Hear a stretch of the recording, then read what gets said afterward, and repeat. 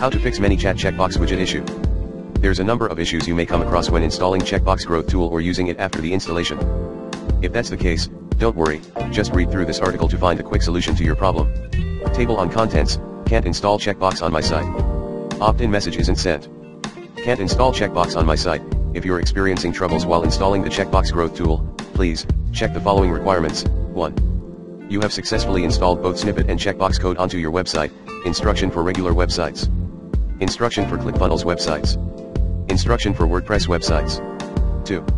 The Growth tool check doesn't show any errors. If you are recommended using the mc.parse method to preload the widget, you'll need to insert mc.parse into your page source code strictly under the checkbox.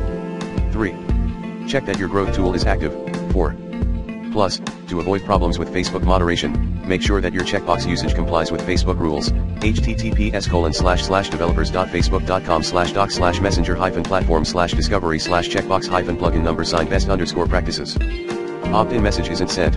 If your Checkbox Growth tool doesn't send the opt-in message, please check if the flow that is used for the opt-in message is successfully published. Unpublished flows will have a yellow dot in the name of the flow near the edit button. Hopefully this information helps.